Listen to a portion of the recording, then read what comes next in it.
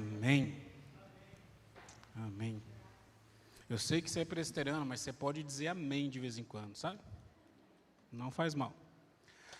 Nós estamos numa série de exposições bíblicas falando sobre os conflitos da mente do homem, conflitos que existem na vida do homem. Semana passada falamos sobre o conflito social e poucas pessoas, ou na verdade nem todas as pessoas, acham ou entendem que existem diferença social dentro da própria igreja. E existe. E semana passada ficou claro quando nós estudamos o texto de Jonas. Hoje eu quero falar com você sobre o conflito da alegria, porque nós precisamos repensar biblicamente o que a alegria é para o cristão. Porque parece, é só a minha percepção, eu posso estar completamente equivocado, que nós ainda não entendemos o que é se alegrar no Senhor, estar verdadeiramente alegre. Nós dividimos a nossa mente e o nosso coração com aquilo que é religioso, com aquilo que é de Deus, com as coisas que nos fazem alegres. E isso começa desde a nossa infância. Eu lembro quando era criança, por exemplo, eu não sou da geração do celular, então domingo à tarde era dia de jogar futebol. Ia para trás da casa e ia jogar futebol. E era tão chato. Quando chegava mais ou menos ali pelas 5h30, 6 horas da tarde, a minha mãe chegava assim: filho, vá tomar banho, é hora de ir para a igreja. Eu já crescia pensando assim, cara, Jesus é sempre o estraga prazer. Quando está ficando legal a brincadeira, quando está todo mundo se divertindo, a gente tem que parar e ir para o culto. E eu sei que essa história se repete na sua casa, se você tem criança hoje em dia. Você está lá fazendo as outras coisas, jogando futebol, jogando seu play, e daqui a pouco você tem que parar e vir para a igreja. Isso fica incutido na nossa mente que Jesus não participa dos nossos momentos alegres. Fica incutido, na verdade, que Jesus é o cara que vai estragar tudo. Em algum momento ele vai chegar e ele vai prejudicar todo o processo de alegria. Por isso que nós ainda hoje temos uma dificuldade de nos alegrar no Senhor. Nós também temos essa dificuldade porque nós somos a geração que fragilizou a alegria. A alegria hoje ela é baseada em pequenas coisas que não vão ser sustentadas. A alegria ela vai ser baseada num momento da história da sua vida. A alegria vai ser baseada num prato de comida que você consegue comer. A alegria vai ser baseada em algum momento esportivo, político que você vai viver.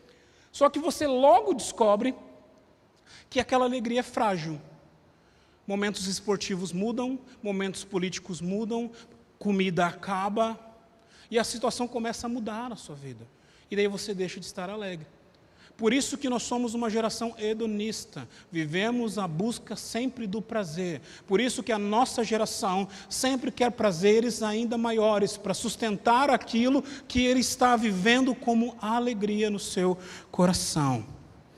E por fim, a nossa geração descobriu que a alegria, ela não pode ser comprada, ela foi feita para ser vivida. Olha que interessante, muitas pessoas entendem que elas vão ter uma realização, esse é o sonho de todo brasileiro, é adquirir a sua casa própria. O cara vai lá, o Ernesto não está aqui, vai ficar bravo falar dos imobiliários, né? O cara vai lá e sonha em comprar a casa própria, compra a casa, daí parcela por 40 mil anos, capaz dele morrer e não ter terminado de pagar a casa. Mas é o sonho de você ter a sua casa própria. Quando as pessoas têm o desejo de ter o seu carro próprio. Semana, quando você foi receber o bolo, um dos meninos que estava comigo distribuindo o bolo era o Davi. Davi acabou de tirar a carteira. Sentado do meu lado, eu falei: Davi, você só vai pegar meu carro quando sair da provisória. Só chamei você para me acompanhar, não vai ser motorista. Não. Porque quando a gente tira a carteira, o que a gente quer é dirigir. Qualquer motivo, ir na feira, ir no mercado, ir na farmácia, ir na padaria, a gente quer pegar o carro. Mas a gente descobre depois que a gente tem um carro, que você vai querer outro carro. Depois você vai querer outro carro. E a alegria, ela não é concretizada. Nossa geração tem alegria no celular. Nossa geração tem alegria no computador. E o celular pode ser levado de você a qualquer momento num assalto. Um computador pode ser queimado em qualquer momento que a sua luz cair na sua casa. Nós começamos a descobrir então que a gente tem uma casa, mas a gente não vai morar nela. Porque a gente vai passar mais tempo fora da casa buscando dinheiro para poder pagar ela. A gente tem um carro, mas a gente usa muito pouco, porque a gente está trabalhando demais, a gente está vivendo demais as coisas que não tem que viver e não está usufruindo dos bens. A gente consegue comprar a alegria, mas a gente não consegue viver a alegria. E eu nessa noite quero conversar com você, olhando para o apóstolo Paulo, o que a Bíblia nos fala sobre alegria. Quero convidar você a abrir a sua Bíblia em Romanos capítulo 12. Nós vamos ler a partir do verso 9.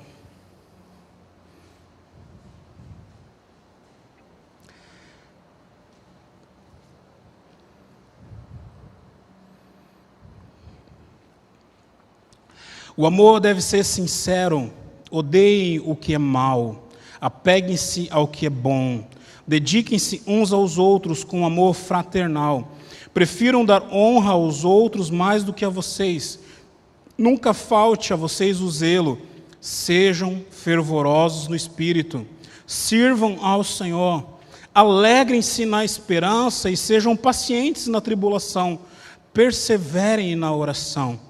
Compartilhem o que vocês têm com os santos em suas necessidades. Pratiquem a hospitalidade. Abençoem aqueles que vos perseguem. Abençoem e não os amaldiçoeis. Alegrem-se com os que se alegram.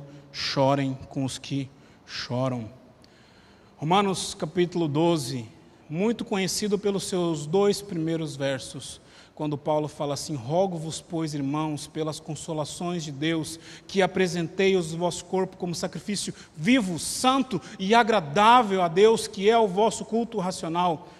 Capítulo 12, verso 2 fala assim: e não vos conformeis com esse século. E ele termina dizendo: para que assim vocês consigam entender qual é a boa vontade de Deus para vocês. É interessante que o apóstolo Paulo, ele modifica a sua maneira de falar a partir do capítulo 11 de Romanos. Se você já leu a carta aos Romanos, você sabe que ela é uma carta extremamente teológica. O apóstolo Paulo, ele pega o Antigo Testamento e ele destrincha de uma maneira para que aquela igreja então compreendesse quem é Cristo.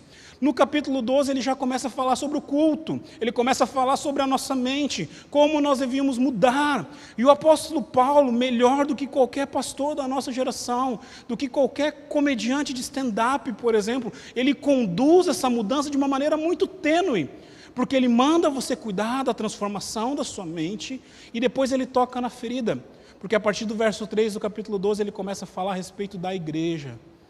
Ele começa a falar a respeito do corpo, ele usa a analogia do corpo para falar sobre a igreja, dizendo assim: como vocês também são muitos, o corpo também tem muitos membros, e todos eles são importantes. E aí ele começa a falar sobre os dons, e ele fala: algumas pessoas têm um dom de pregar, outras pessoas têm um dom de revelação, outras pessoas têm o dom de ensino, outras pessoas têm o dom de ligar as luzes no culto, mas todos vocês são importantes para que o corpo funcione. E aí do verso 9 em diante, ele passa a falar sobre exortações, ele começa a dar mandamentos, ele começa a dar diretrizes. Se Paulo fosse gaúcho, eu ia dizer que ele estava dando uma mijada aqui na igreja de Roma. E se você ler do verso 9 até o final do capítulo 12, você vai encontrar 24 exortações. 24 mandamentos que o apóstolo Paulo manda com que a igreja de Roma cuide. Mas nessa noite, eu quero falar com você só sobre os que falam sobre alegria. E eu queria convidar você a entender algumas coisas, porque ele fala sobre o amor. Ele nos manda amar as pessoas, verso 9. Ele nos fala sobre o fervor espiritual. Viu porque eu falei para você que dizer amém não é problema? Paulo está mandando você ser mais fervoroso na sua fé, você ter uma fé mais vigorosa. O apóstolo Paulo nos manda cuidar das pessoas, verso 13, cuidar principalmente dos santos. O apóstolo Paulo nos manda viver em paz. Esse verso 18 é difícil de praticar, porque ele fala assim: no que depender de vocês, tenham paz com todos os homens. Às vezes a gente não quer. A gente quer brigar com todos os homens, quer discutir. E é interessante porque o apóstolo Paulo, ele coloca a responsabilidade sobre mim e sobre você. Ele não fala assim que os outros têm que viver em paz, ele fala naquilo que depender de vocês. Se tem que perdoar, perdoa. Se tem que andar uma milha, anda uma milha. Se tem que estar junto, está junto. No que depender de vocês, tenham paz com todos os homens. E daí no verso 21 ele termina dizendo sobre o poder da benevolência, a gente tratar as pessoas bem. Você não gosta de ser bem tratado? Você já voltou em algum restaurante que você foi maltratado? Pode ser a melhor comida. Se você não for bem tratado, você não volta. Paulo fala que nós, como igreja, precisamos ser assim. Quando as pessoas lidam com a gente, nós precisamos estar de bem com a vida. As pessoas precisam desejar, querer estar... Desejar, querer ficou boa essa frase, né? Eles precisam desejar estar com a gente. Mas, infelizmente, a tristeza que fica no meu coração é porque a nossa geração de cristãos está perdendo isso. Os crentes são sempre chatos.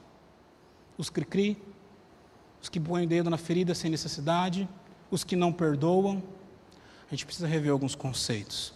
Nessa noite, como eu sei que você está mais interessado em comer aquele bolo que está ali, e é bom, viu, gente? Está bonito. Eu quero ser rápido com você, pregar um sermão batista hoje, só com 2 pontos. Primeiro deles, verso 12, a alegria no meio da tribulação. Parece que o apóstolo Paulo estava prevendo que nós iríamos passar esse momento chamado Covid nos nossos dias. Porque, em outras palavras, no verso 12, quando ele fala assim, alegrem-se na esperança, sejam pacientes na tribulação, perseverem na oração. Em outras palavras, ele está dizendo assim, sejam alegres, fiquem tranquilos, tudo vai melhorar. Vai dar tudo certo. Não tem nada que pode piorar. Não tem nada que pode prejudicar você. Vocês precisam estar alegres naquilo que está por vir. Vocês precisam focar os olhos de vocês na esperança que foi conquistada em Cristo Jesus. Aqui vai passar, então perseverem na tribulação. Aqui vai passar, ora mais, mas fiquem alegres na esperança. Fiquem alegres na esperança, porque o seu mundo não acaba aqui. A sua história não é findada aqui nesse plano. Você tem algo a mais. Nós temos inimigos, a Bíblia nos fala sobre inimigos. Temos Satanás, que é um inimigo que muitas vezes leva muita culpa de coisas que não é dele. A Bíblia fala sobre o pecado como o nosso inimigo. A Bíblia fala de você mesmo como inimigo de você. Mas nenhum dos teus inimigos pode separar você do amor de Cristo Jesus. O máximo que o pecado pode fazer com você é ceifar a sua vida, porque a Bíblia nos ensina que o salário do pecado é a morte. O máximo então que o pecado pode fazer é tirar a sua vida. Mas se eu e você formos prestar atenção em tudo que nós estamos vivendo, se eu e você formos prestar atenção na palavra do Senhor, nós vamos nos lembrar que a nossa vida já não nos pertence mais. É Cristo que vive em nós. Então o que seus inimigos podem tirar de você? O que o Covid pode roubar de você? O que a tribulação que nós estamos vivendo como sociedade pode tirar de você? Pastor, pode tirar a minha saúde, quem deu a você foi Cristo, não foi você. E se Ele permitir, o Covid vai tirar a sua saúde. Pastor, Ele pode tirar o meu emprego, quem coloca o pão sobre a sua mesa é Deus. Então, se Ele permitir você ficar desempregado, Deus está no controle da situação. Pastor, coisas ruins podem acontecer, coisas ruins acontecem todo dia, meu irmão, com todas as pessoas, por que não vai acontecer com você? Pastor, Ele está roubando o meu coração, a alegria do meu coração, é porque você está deixando, porque você tem uma esperança maior, tem algo melhor para você olhar, tem algo melhor para você focar a sua vida, Cristo. Ele é a razão da esperança. Ele é a razão da nossa alegria. Abra sua Bíblia em 1 Pedro 3, do verso 15 ao verso 16.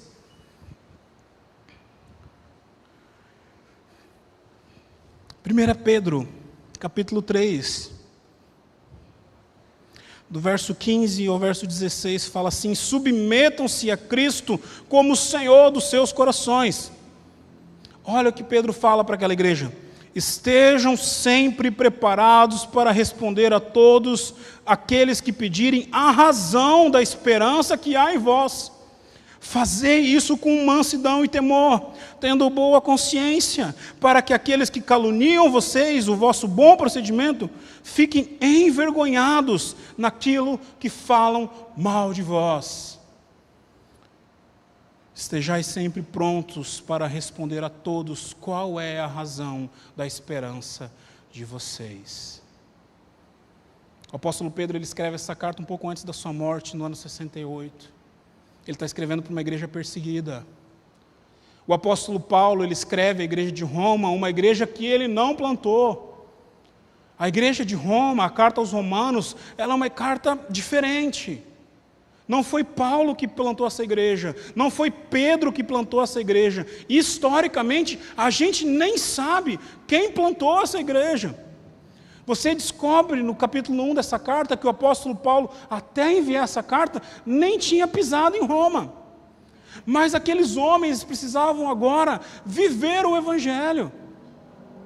Entendemos na teologia que provavelmente alguém de Roma ouviu a pregação. Daí lembra aquela história que eu falei para você algumas semanas atrás? Quando me perguntam, pastor, como é que a tribo lá na América do Sul vai ouvir? Está aí, a igreja de Roma é um grande exemplo para isso. Ninguém sabe como chegou o evangelho lá, ninguém sabe quem pregou, mas chegou. Havia uma igreja fervorosa, havia uma igreja que estava debruçada sobre aquele pouco que viveu até então no começo de Atos. Porque a carta de Paulo aos Romanos, ela serve para mostrar para aquela igreja quem era Cristo Jesus. Essa igreja, quando o apóstolo Paulo escreve, estava acabando de sair de uma perseguição. No ano 50, Cláudio persegue os cristãos. A igreja de Roma, ela é diretamente atacada. E mesmo assim, era uma igreja que tinha conflitos. Porque queria ficar brigando quem eram os melhores, se eram os judeus ou se eram os gentios que estavam lá congregando. O apóstolo Paulo precisou escrever para essa igreja.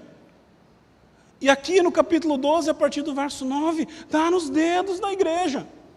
É 24 coisas, meu irmão. Já parou para você prestar atenção? Alguém está avaliando você, e quando chega na parte de avaliar as coisas ruins em você, uma coisa ruim, tudo bem. 2, tranquilo. 4, eu não sou santo, assim. Mas 24 é muita coisa. E uma das coisas que o apóstolo Paulo fala, vocês precisam ser alegres.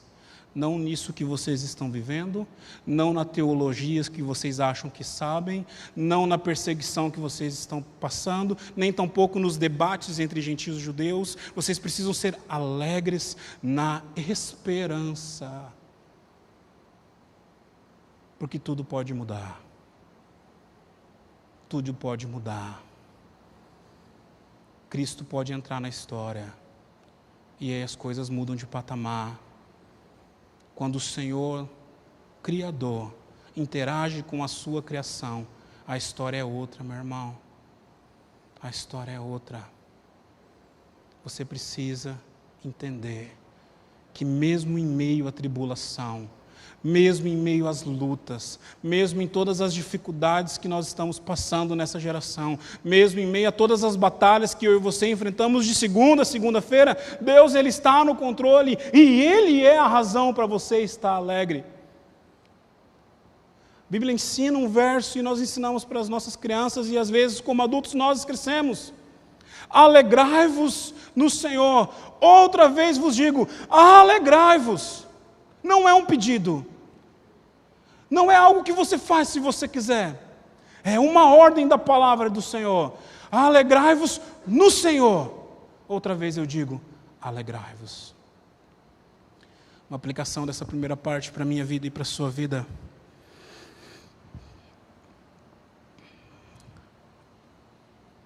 Nós vivemos Cristo no nosso coração.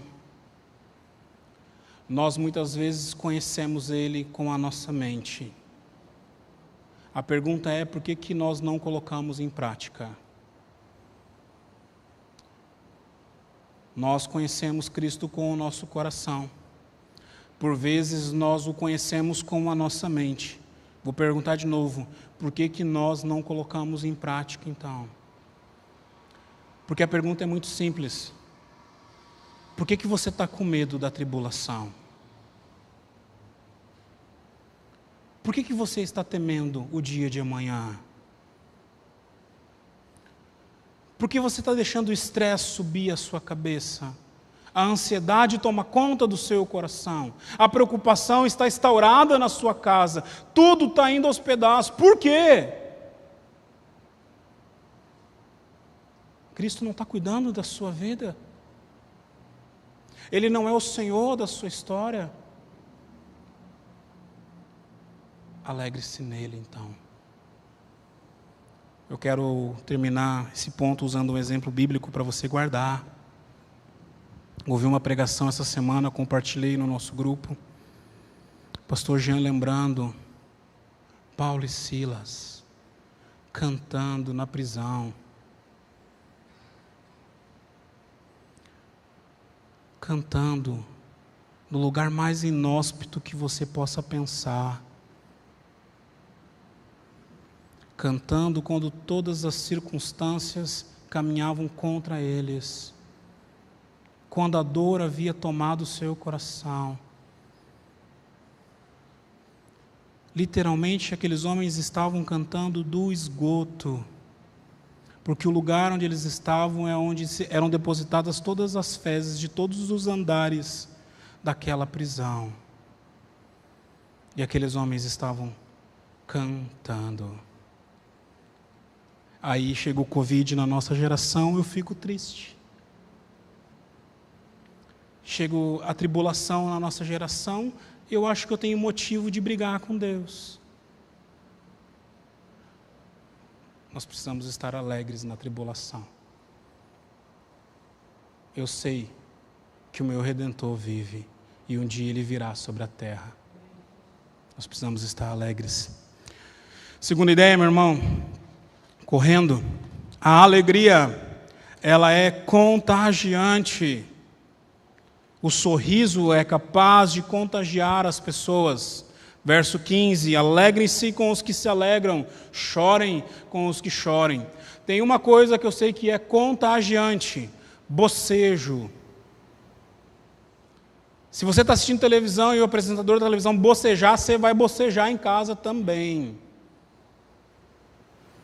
E se você não bocejar, tem estudos da psicologia que dizem que você pode ser um assassino. Então toma cuidado com quem você anda aí. Psicopata é a explicação. Esse é um dos testes. A alegria, ela é contagiante. A alegria, ela pode tocar o coração das pessoas. E nós fomos chamados para ser esses instrumentos. Eu e você somos chamados para chegar nos corações que estão tristes e doloridos e compartilhar da alegria que nós temos no Senhor. Eu e você somos capazes de chegar num lugar que está completamente sem esperança e através de um sorriso o Espírito Santo inundar aquele lugar com alegria, com celebração, com vitória. E não é essa vitória que as pessoas ouvem nas pregações, é a vitória do crucificado. É Cristo. É a alegria que contagia as pessoas muito mais do que o bocejo. E eu e você não somos convidados. É uma ordem. São 24 exortações. Aqui está mais 2. Alegre-se com os que estão alegres. Chorem com aqueles que estão chorando. Como eu já falei do background da carta, essa igreja estava saindo de uma perseguição. Uma década depois, essa igreja ia ser perseguida novamente. Morre o apóstolo Paulo e logo antes, um pouquinho antes, morre o apóstolo Pedro. E a igreja entra em crise. Em outras palavras, o apóstolo Paulo está ensinando essa igreja, preparando o coração dessa igreja, lembrando das palavras então de Salomão: há tempo de sorrir, há tempo de chorar, há tempo de abraçar, há tempo de afastar de abraçar, há tempo para todas as coisas. O apóstolo Paulo está preparando essa igreja, dizendo: vocês vão ter tempo onde vocês vão chegar nas casas e vão estar chorando, chorem com eles. Se vão chegar nas casas, eles vão estar alegres, se alegrem com eles. Aproveitem esse momento. Mas é difícil, né? Eu não sei se aquela geração aprendeu. A Bíblia não tem pormenores. Eu acho que se a Bíblia viesse com nota de rodapé, ia ser mais fácil da gente explicar algumas coisas no sermão para você. A gente não sabe o que aconteceu com cada família que ouviu essa carta. Tenho vontade, essa é uma das coisas que eu tenho, vou colocar no meu caderninho para levar para o céu. Eu quero conhecer gente dessa geração. Olha, Paulo mandou você se alegrar com que estavam alegres, você se alegrou? Sabe por quê? Porque na minha geração a gente não fazia isso, não. Eu fui pastor em 2020 e a minha geração não sabia se alegrar com aqueles que estão alegres, porque existe um sentimento no coração chamado inveja. Inveja. É muito mais fácil você chorar com os que choram. A compaixão brota do coração. Você fica triste. Agora, quando o seu vizinho prospera e você não, você fica emburrado. Quando o seu colega de trabalho ganha a sua promoção, você fica com beiço. Quando o meu time ganha e o do Nico perde, ele fica chateado. Está chateado faz um tempo já. A gente não sabe se alegrar com o outro. A gente não sabe festejar com o outro. A gente não sabe desfrutar da alegria que existe no coração do próximo. Por isso que é uma ordem. Por isso que é um mandamento. Porque por vezes a alegria do outro sugere a sua tristeza. Por vezes a alegria do outro sugere que você perdeu alguma coisa. Mas mesmo assim a Bíblia fala, esteja alegre quando você estiver com alguém que está alegre. Eu já fiz vários casamentos na minha vida. Eu tenho alguns casamentos marcados na minha cabeça, pela cara de algumas pessoas durante a festa. E daí eu fico ali do púlpito, penso, pastor, vou dar uma parte para você entender que eu sou ser humano também, tá? Porque eu fico ali do púlpito pensando, quem é aquela pessoa? É o ex-namorado? Ou é a ex-namorada? Se é mais velho, eu penso, é o pai que está entregando a filha e não está gostando da situação. Porque não pode! Numa festa de casamento você está emburrado. Não tem como. E é interessante porque Jesus, Ele nos lembra dessa história de alegria. Se você abrir a sua Bíblia em João capítulo 1, você vai, João capítulo 2, desculpe, você vai ver o primeiro milagre de Jesus num casamento, nas bodas de Caná. João capítulo 1, a partir do verso 15 até o João capítulo 2, o final da história das bodas de Caná, retrata uma semana de Jesus. Uma semana. E a Bíblia fala que ele foi convidado para aquele casamento. Quando eu e você lemos o texto, na figura que nós temos de Jesus, nós pensamos, é natural Jesus ter sido convidado para o casamento. Quem não convidaria Jesus para o casamento? Só que Jesus não era o Jesus ainda. Ele era Jesus, filho de Maria. Algumas pessoas o conheciam. Ele não era o popstar para estar no casamento. E é interessante que quando acaba o vinho, a primeira ideia que eu tenho quando eu leio o texto, parece que Jesus não queria participar daquilo. E eu não vou entrar na discussão, meu irmão, se era vinho ou suco de uva. Discute com o presbítero Kleber, presbítero Nico, Jaime, estão aí os presbíteros para conversar com você. A Bíblia fala que é vinho. E aí ele fala, eu não vou me envolver. Parece até que ele é meio ríspido com Maria, dizendo, o que eu tenho com você, mulher? Mas olha que interessante. Ele transforma a água em vinho. A alegria do outro, e o reverendo Hernandes tem uma pregação muito maravilhosa sobre isso. Jesus, a alegria do nosso casamento. A alegria do outro foi importante para Jesus. E quando você lê João capítulo 2, verso 11, você descobre o porquê daquele milagre. Porque João retrata que foi a partir daquele milagre que os discípulos viram a glória de Jesus e passaram a acreditar nele. Ele não ganhou nada. Pelo contrário, teve que trabalhar. Mas a alegria do outro foi importante para ele. E aí eu te faço uma pergunta. Se Paulo, que é Paulo, não é o pastor Rodrigo, é Paulo, te manda você alegrar com aqueles que se alegram. Se Jesus, que é o cara que você fala que é Senhor e Salvador da sua vida, te ensinou que você pode estar alegre com aquelas pessoas que estão alegres, por que a nossa geração não vive isso? Por quê? Por que se eu estou doente, se eu estou dolorido, eu tenho que passar isso para o outro? Fazer com que a alegria do outro diminua. Por quê? Eu sei a resposta. É porque Cristo não é o Senhor da nossa vida ainda. Porque se fosse, nós seríamos diferentes. Vocês precisam aprender. Eu preciso aprender a estar alegre com a alegria do próximo. Mesmo que a alegria do próximo cause tristeza no meu coração. Prejudique o meu coração. Nós precisamos entender que o motivo da nossa alegria é Cristo Jesus.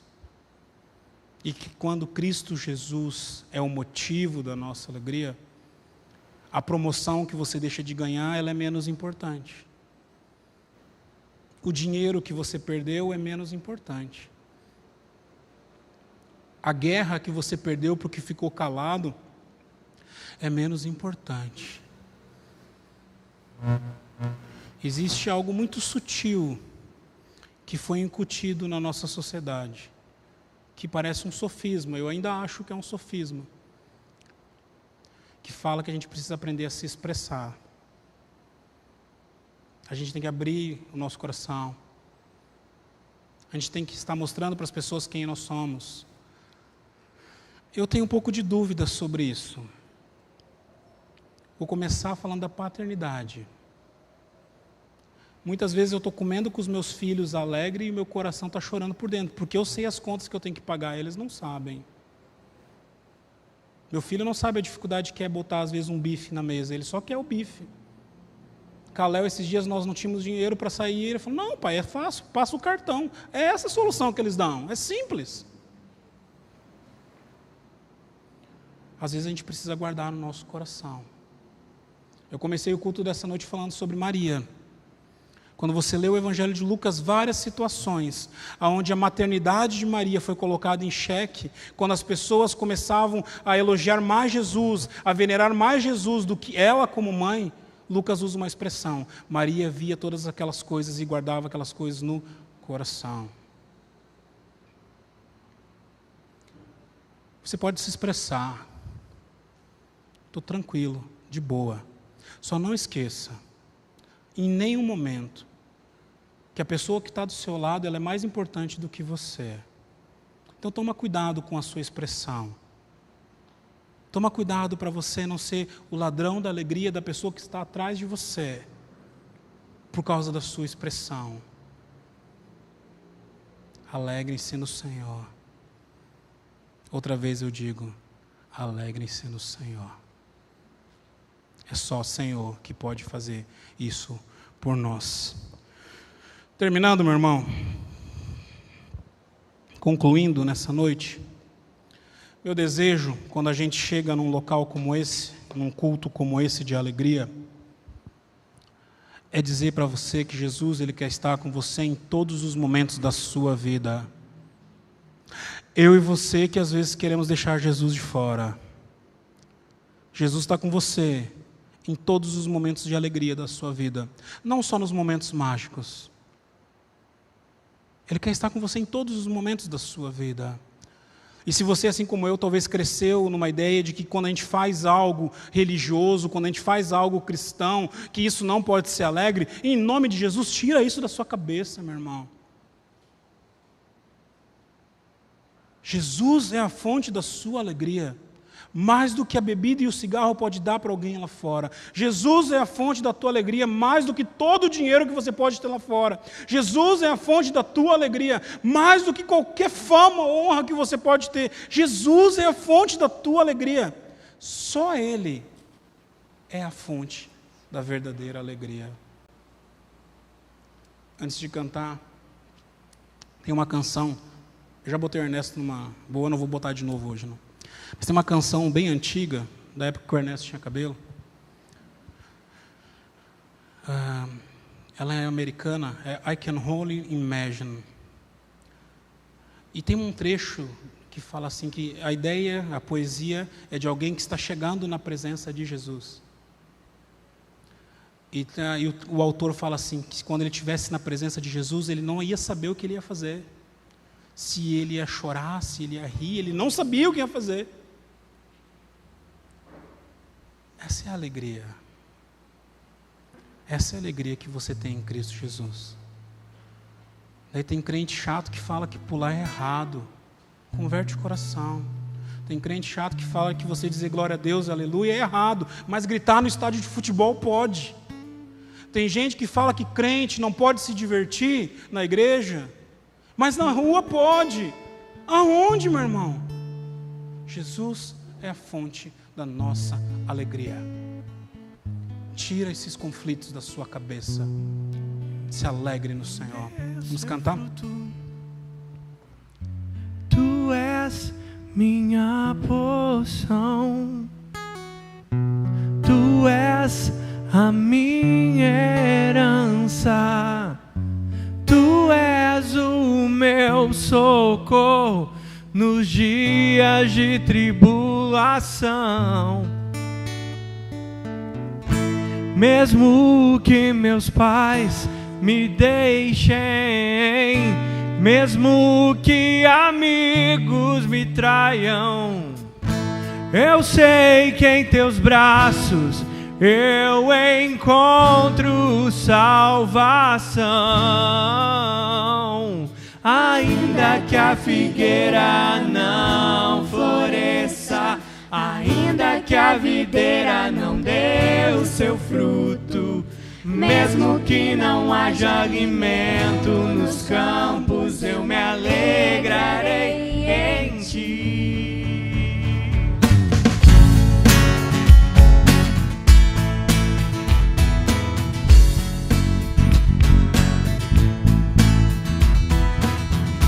Tu és minha porção, Tu és a minha herança, Tu és o meu socorro nos dias de tribulação.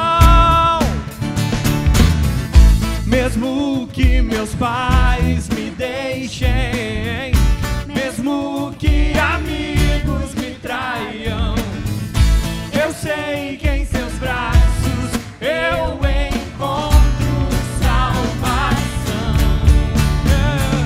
Ainda que a figueira não floresça, ainda que a videira não dê o seu fruto, mesmo que não haja alimento nos campos, eu me alegrarei em ti. Ainda que a figueira não floresça, ainda que a videira não dê o seu fruto, mesmo que não haja alimento nos campos, eu me alegrarei em ti. Amém. Você cantou nessa noite que não importa as circunstâncias, você vai se alegrar no Senhor. Você ouviu uma mensagem nessa noite que desafia você a estar alegre sempre no Senhor. Então, meu irmão, se alegra nele. Se alegra nele. Tem grandes coisas para Deus fazer, mas nós precisamos mudar o nosso coração. Vamos orar? Deus, muito obrigado por essa noite. O que celebramos aqui nessa noite começou muito antes de nós. Celebramos o aniversário da nossa igreja, mas a nossa igreja só existe porque Cristo foi à cruz. E por isso que celebramos. Deus, nós queremos ser uma igreja alegre. Alegre. Nós queremos transmitir alegria para a cidade de Pelotas, para as pessoas que precisam entender que a alegria não vem das circunstâncias. Deus, nós queremos ser alegres até quando o nosso coração está pesado, dolorido, vivendo a tribulação, porque a nossa alegria não vem das circunstâncias, ela vem do Senhor. É difícil, Deus, é um mandamento, nos ensina a obedecer. Então, obrigado pelos 25 anos da nossa igreja, como já oramos, Deus, essa semana aqui, quero orar novamente. Deus, só nos mantém abertos. Se for para pregar o Teu Evangelho, então faz a nossa igreja uma igreja fiel a Ti. Uma igreja que abre as portas, Deus, para pregar Cristo Jesus e somente Ele. Em nome de Jesus, muito obrigado por cada vida que o Senhor alcançou aqui, Deus, nessa história tão bonita e tão longa. E eu já quero agradecer ao Senhor pelas vidas que o Senhor vai continuar alcançando, pelas pessoas que vão entrar nesse lugar e conhecer Cristo Jesus de verdade. Então nos mantém fiéis a Ti, em nome de Jesus. E agora, meus irmãos, que a graça do nosso Senhor e Salvador Jesus Cristo, o amor de Deus o Pai e a consolação eterna do Espírito Santo de Deus esteja com você e com a sua família, derramando alegria sobre o seu lar, desde o dia de hoje até o dia em que Ele há de voltar entre as nuvens. Em nome dEle que oramos, em nome de Jesus. Amém.